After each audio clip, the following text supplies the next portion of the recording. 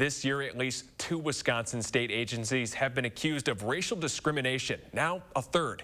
A black woman at the OIC filed a federal complaint saying her supervisors singled her out with aggressive behavior, micromanagement, and bullying. Tonight, investigative reporter Naomi Coles shares her story and the new research into these charges that suggests that they may not go far. They could care less. Like nothing. Shante Cameron-Cuesta. I was told I didn't have any rights. Thinks her 10-year career at various Wisconsin state agencies is about to end. I worked for Office of Commissioner of Insurance, the state of Wisconsin, as an insurance examiner. The heart of the issue, she says, discrimination and bullying from her supervisor.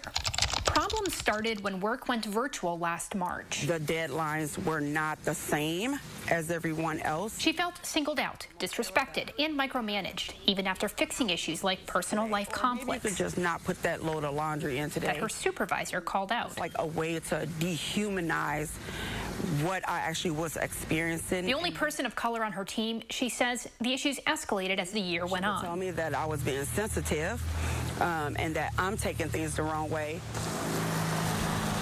She filed an internal discrimination complaint in April. The Department of Administration investigated. They closed the complaint days later, unsubstantiated. Hours later, she says her supervisor opened a work rule violation investigation into her. Everything at that moment was shifted. I was a target at that point. I had a bullseye on my back. That investigation for not completing work on time substantiated with a 1-day unpaid suspension. A couple months later, she was accused again, this time for not showing up to in-person work that she says she missed the email for. The result, a 3-day suspension. Shante denies the violations and believes she's being pushed out. Everything that I said was swept up under the rug. It wasn't acknowledged. When I did have conversation about it, it was, well, we're not talking about that. Since she didn't get anywhere at the state level, Shante went to the feds, filing a complaint with the Equal Employment Opportunity Commission.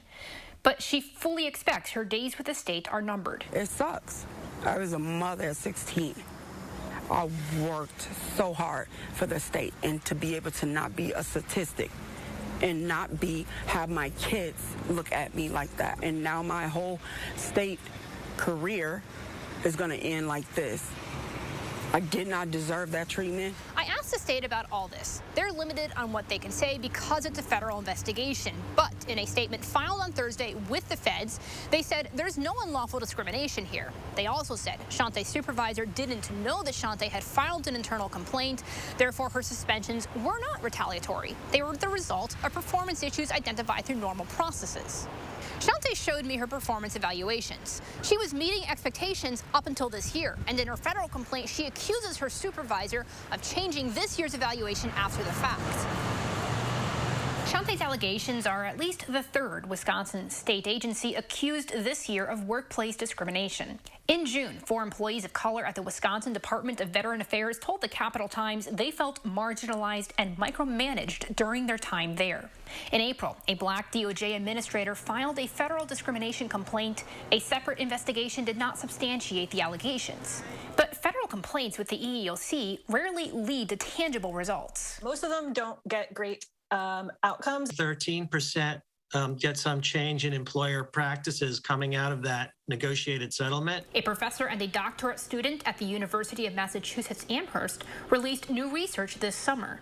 They found 63% of people who file complaints with the feds still ultimately lose their job. Which obviously we can't comment on the specifics of that case, but they say retaliation is very common in their findings, which used tens of thousands of complaints between 2012 and 2016 across the U.S. People will raise a complaint internally with their HR or their employer department. As we report in our research, we find pretty high rates of employer retaliation. Complaints like Shante's rarely lead to lawsuits. The EEOC only files 100, maybe 200 lawsuits a year, and they have close to 100,000 complaints.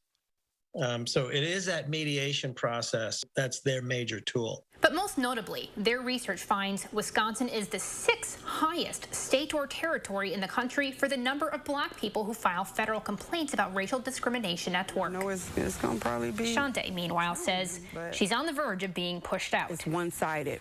It's to protect the higher upper management, so to speak. For News 3 Investigates, I'm disposable. I'm Naomi Coles. To them.